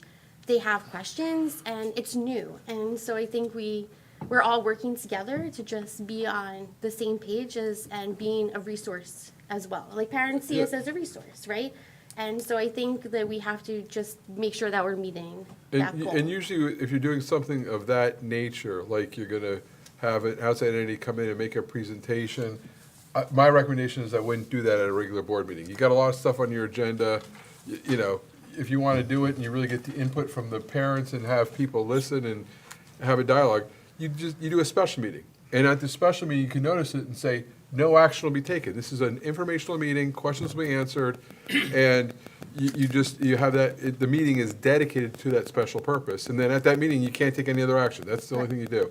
So that's typically, and that happens a lot when you're doing informational things. You're undertaking some type of project or building, or like you did at strategic planning. You didn't take any action that night. You just got input from people. And so it's very easy to accomplish. You just, when Dr. Mamon comes, you tell her, and you figure get a time when a lot of people are around. You don't do it over teacher convention, because that's usually probably not a good time. Everyone was in Florida. Stuff there. Yeah, but it's absolutely doable. Okay, thank you. And then my last thing, I just wanted to talk about the school funding survey that went out, and I think it was also an opportunity for us as a district and to be able to put together some type of response or community outreach a little sooner than we did. And I know on my part, like I had shared it with board members kind of as soon as it was shared, I think outright back in the beginning of November. And then when thinking about it, and I sent it, to the board, I had just forwarded Dr. Purnell's email from New Jersey school boards, and I said, I think this is an opportunity to ask the public for their input and to provide testimony and support for some of the challenges that we have been facing. And I also will acknowledge, off the bat, changing the funding formula does not mean it'll work in favor of East Brunswick, right? When we're looking at equity, we don't know what the outcome will be for overall. But we know that there are some things that, again, we could definitely go to bat for, like the special education funding, having more of a time to focus on our budget instead of a preliminary budget and a hard budget due so fast after numbers come out. And so I know that around November 5th, I had shared it with the administration asking So like saying that I just think it's a good opportunity. And I felt like it took a while to get a push out. And Mr. Juliana, I appreciate the response like that you know, because I know I said there's board members and community members that have questions about how to answer some of this. I mean, you know, I'll use my example to you and you know, I said the first question is averaging multiple years of wealth better than using the most recent year alone? And I totally understand and appreciate your response that you don't feel comfortable like providing answers, specifically because it does ask for a name and to classify yourself. But I just feel like we should be able to have a discussion about what the best answers are. And now I feel like it was a mischance because the survey closed. And if we weren't willing to tell people, closes tomorrow, right? So if you're watching, like this isn't live, so if you're watching first thing, but I just feel like too there was the opportunity, like if you don't feel comfortable answering these questions, there was also the email that you could provide, like a statement or information. And I just feel like for surveys, especially when it comes to funding or any other district endeavor we want to take on, these are like low-hanging fruits, right? Like surveys, getting people to send emails because their experiences are real, right? We have kids and parents at Hughes months ago. We had the music, and we know that we're going to face continued changes as time goes on. And again, like these are missed opportunities because I think that people in our community would support us by answering a survey or providing information. And I will just say, like, I really think we missed the mark in waiting until 2 days before it closes to get it out. And I don't know how we become like more, I don't want to say aggressive, but more as to advocating for the needs of our district because we're advocating for our kids. And again, look, I also acknowledge that it's the DOE. I don't always think they read everything that comes in front of them. Like, I don't know. I'm not here to judge. You know, I definitely see them working very hard, but I'm sure it's overwhelming to take all this information too and kind of make everybody happy. And I know that's not going to be the outcome, but I just think that we can ask our community for support and just be on top of these things a little better. And I really do think that having an advocacy committee going forward is probably one of the better ways to approach this, because I think if earlier we had said, hey, like the district or administration just doesn't feel comfortable telling people how to respond, that us as a board, if we had an advocacy committee, could have said like, okay, we're going to talk this out together then and get the answers that we think are the best to our district and get your input and kind of have discussions about it and go from there. And so I'm just hopeful, or I believe that we can do better going forward. And I think that's it for. Oh, before Tim starts, the survey is open through the 14th, which is tomorrow, and it is posted on the district website and shared on the district's Facebook page. So if you are looking for it, that's where you can find it. And your name is not mandatory, by the Right. way. You can skip over that. I Yeah. did my initial, Yeah, okay. Peter. I was very fond of the places where you were allowed to say unsure. Yes. I appreciated Yes, that and choice. Yes, that is an option, but I do feel like we collectively know what the best responses are probably for our district, right? Well, but the point of the survey is to get people's opinions. And just to be clear, my discomfort is with telling people what they think. Right. People need to be able to express what their opinion is in the survey. I totally What the way I might see something may not be how someone else sees it. agree. I totally understand. I just think maybe going forward, what we have to look at is making our message clear as to the measures within the state that would help us specifically when it comes to East Brunswick, and what exactly it is that when we advocate or have the ability to speak to people that are making those decisions, what we want that to look like. And I think that being clear with our message is a win overall for us. Yeah. Tim? I also, and just want to note on the survey that I think it is far better to answer. Did you see it? What? Who's talking? Yeah. I said Tim, the voice came from there. Sorry. Start over. As far as the survey goes, it is far better to answer unsure to everything and then go to town on the one question that you know something about. And there is a room to type in comments. So, and as far as I can tell, there's no character limit on that either. I tried. So please fill it out because some information from East Brunswick is better than no information from East Brunswick. I'm going to try it again. That's it. Ready? It's all good. Tim. Yeah. Real Tim. The second Tim. Totally agree, and just, yeah, I mean, ditto to everything you said, Wilbur. And Laura, you've really been a champion for this, and I really have a lot of respect for that. What we haven't done well is, and I loved what you said about advocacy committee. We have not actually put together a group of people that should not just be people up here. It should involve members of the community to really strategize around this and what is important and what is the message and how do we as a community clearly communicate. So I hope we can get there. And Lori, I think you maybe should lead that committee. Volunteering. No, I'm just kidding. No. I mean, I've only told. No, I mean, I really do think that, we need, it has to be community feedback and input, members of the, faculty and administration, but we haven't done that well. So we have to fix that. And I mean, we're going to be hit with another at least $8 million deficit. I think it's probably fair to assume that, and I hope I'm wrong, but we have to think that effort there is worth it and probably could make a change. So thank you, Lori, and thank you to the other members who did do that. I mean, I failed on that myself. I have time, no, but you're right. I mean, when it came out, we should have hit the ground running from that moment, and that's what a committee would do with someone who's really driven to help push that forward. So that's an area of improvement for us, and I really hope that we can get on that. All right. Leva? I'll be last. As for that survey, I put my name there, I put my contact info there, I wrote very long comment. I asked them to contact me. If they have further questions, I'm waiting for the opportunity because I really want to talk to them. Okay, so I have multiple reports.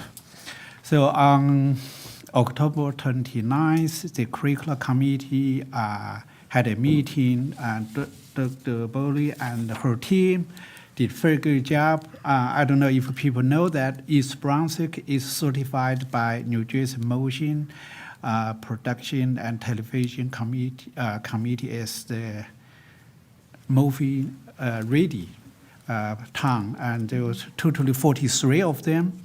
So we made some course name change to help our students to take advantage of this future job opportunity.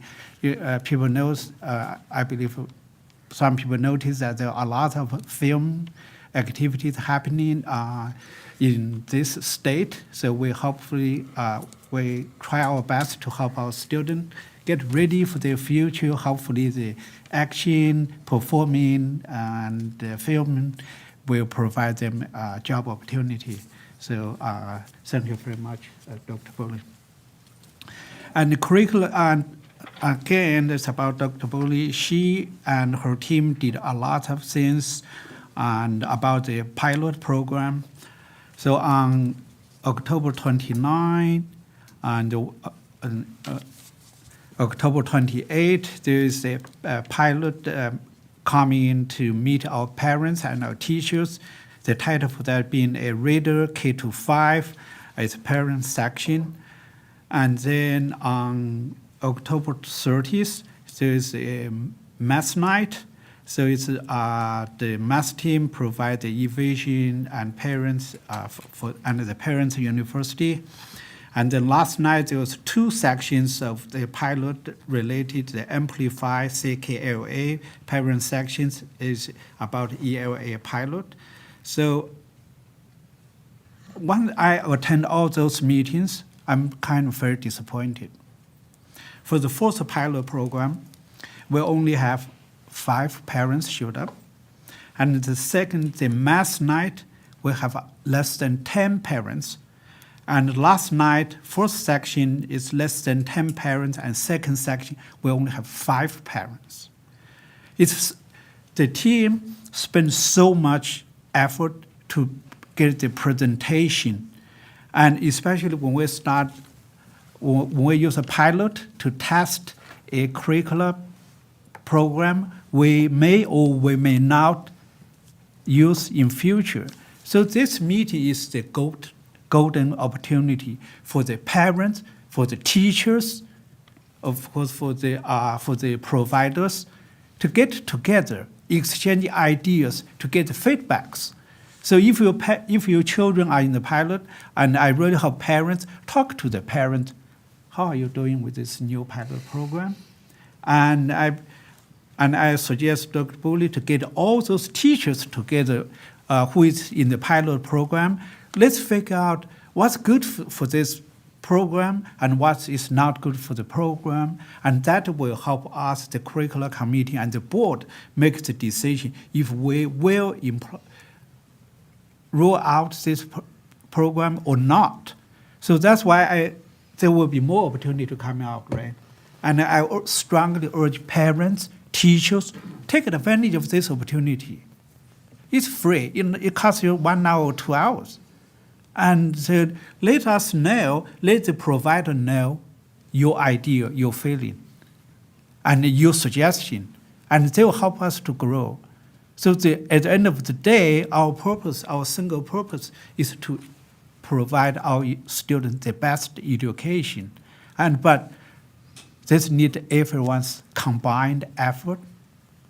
So that's the statement I want to make. I urge parents get involved. School only cannot prepare your children well for the future. Okay, so, one last thing, as the superintendent report stated, I really appreciate Mayor Cohen and his team to put $250,000 for the Warren Stover parking lot. I have been saying everywhere, well, only one East Brunswick. At the end of the day, every penny we spend, every penny school district saved is taxpayers' money. So the township helped us out for the Warren Stover parking lot. I personally, as a taxpayer, as a parent, as East Brunswick community member, as a board member, I really appreciate. I want to thank Dr. Mayor Cohen and his team. That's all I have. Jamie? I'm still in awe of our student athletes. As always, go Bears. Lou? I just want to take this opportunity to wish everyone in our district, whether your staff, administration, and of course, all of our families, a very happy and healthy Thanksgiving this year. Enjoy, hopefully, your family time together. Thank you. Marianne? So thank you, Lori, for reminding us about the survey. And as Jane just kindly reminded me, there's actually an option for students as well. So if you're a student, please make sure to fill out the survey. With regards to an advocacy committee, I've been asking for this since before I got here. This board has probably gotten a million emails from me. As somebody who's been to Trenton, I can't tell you how important that is. And that was, Dr. Mammon has so many wonderful things about her, but the fact that she took South Brunswick to Trenton was one of the key pushers for me as well. So we can't undervalue what it is to advocate for our district. So I hope that we're going to take a more active approach towards that, and I know that you're going to be at the forefront of that, so thank you in advance. Just one, I have a couple of things, but thank you to the Township of East Brunswick as well. That would, I love to see the collaboration. I hope we're going to have more of that as we move forward. I wanted to ask if there was a transportation communication protocol. There was an event that occurred this week where late buses didn't leave Hammarskjöld until an hour and a half approximately after they were supposed to. And it left a lot of families in, concerned. And when they called to ask, what's happening, they were advised to reach their children on their cell phones. But given that this is Hammarskjöld and we just signed a policy that says no cell phones, they didn't send their kids to school with a cell phone. So this takes me back to, I want to make sure that, one, there's an effective communication protocol in place for transportation.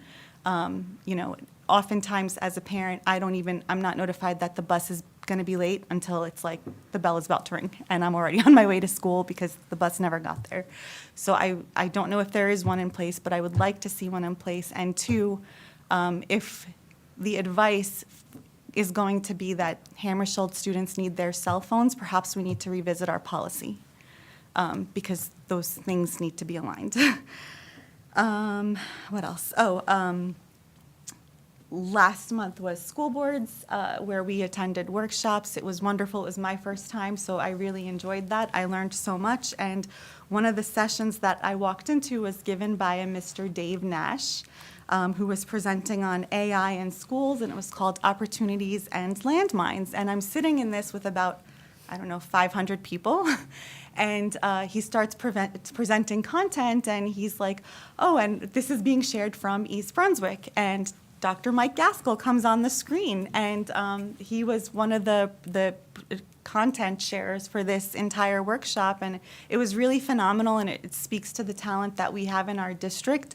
And he even asked, he's like, who's from East Brunswick? And I proudly raised my hand, like, I didn't even know this was happening. So I just wanted to give a shout out to Dr. Mike Gaskell. Thank you for being one of the numerous talented employees that we have in our district.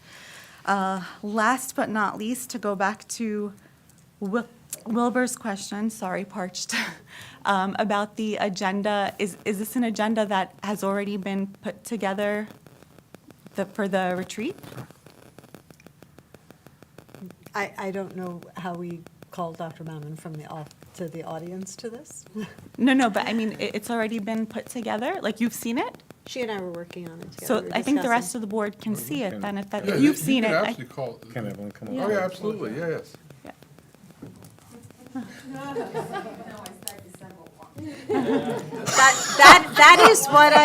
That is what I said. Good evening, East Brunswick. Yes, so I've hit the ground running, right? My 90-day entry plan already started. I think I'm day 30 now. And because I'm an English teacher, I write down everything. And as I'm listening and visiting and talking to people, and as they talk to me and putting together, okay, this is going to be good. I need to add this to my agenda, my retreat. And I did that and rightfully called Heather, and I said, Heather, I know it's not time yet. It's like however many weeks out, and I'm not technically an employee, but really I have this retreat agenda. I want you to kind of take a look at it. Let's work towards it. So I do have a draft of the agenda. I'm actually quite proud of it. And as I meet one-on-one with each one of you, I think even some of the board members I met with today, I was kind of said, this is what's on my agenda, this is what I'm doing, you're getting a sneak preview. So once I'm done meeting with, I have some of you tomorrow, and Mr. Cummins on the 19th. Sorry. It's okay, I forgive you. After that's done, because your feedback as I talk to you one-on-one is also going to help me flush it out even better, then I would, with permission from President Glass, send that to all of you. Okay. Thank you. And Laurie, we can do the advocacy committee. You tell me what to do. You're running it. So for public. You love it. Do you have questions for me? No, not at all. Thank you. For public transparency, the retreat on December 4th, can that be in the open? Because I was checking, and it looks like as long as it's, back to Mr. Giacobbe's thing about OPMA, it should be in the open unless there's closed items that would only go Yeah, into so, closed. so the retreat takes place at an open public meeting. So Okay. there'll be a portion for the public to speak. If there's anything in the retreat that touches on, there's 9 categories under the Open Public Meeting Act that preclude public discussion of them. Personnel, labor negotiations, contract. So Dr. Maman, we can look at it and say, these are items that have to be discussed and you can bifurcate it. You can have a public portion, and then you can have, if there's something about personnel or. Goals. What? Goals. Yeah, goals, there's some things that are deliberative that you guys could discuss in closed session. So we'll look at the agenda, and then we can identify what would go into the public portion, kind of like this evening's, all the items that you went through. And then under the closed session agenda, you could list it under the specific one of the 9 categories. So I'll be glad to do that but of course it'll be after the 19th because of Mr. Cummings. So we don't know that. Tim. Boy, Tim. Thanks, Tim. Somebody has to be last. Was, Marion, are you done? Okay. So I have a list as well. I want to reemphasize, first I want to thank Dr. Mammon for the work that she's doing right now, using her own time, because she does not work here yet. She still has a very large full-time job, and she's been using her time to come here as well as doing her job. So I know that, was it yesterday only? It feels like it was longer, but there are like 16, 18-hour days happening in a district that wants to get every last bit of her greatness out of her. So it is amazing the amount of time she has spent in the district, meeting with people, touring, trying to get her bearings as much as she can before she officially starts on December 1st. So I'm very, very appreciative. At school boards, I also went, and I have to say that I spoke to some people, not from East Brunswick, about how difficult it is to be chosen to present at school boards. I was speaking to somebody who was very, very honored to have been chosen, but she was sitting with 3 other people who had submitted proposals who were not, so we were talking very quietly. But I would like to say I had the opportunity to hear Dr. Mammon speak, and it was excellent. And if you've ever been to a convention, you know sometimes you go into the rooms and there's not that many people sitting there, as it's sort of an open come and go. And sometimes you go into the rooms and there are a decent number of people.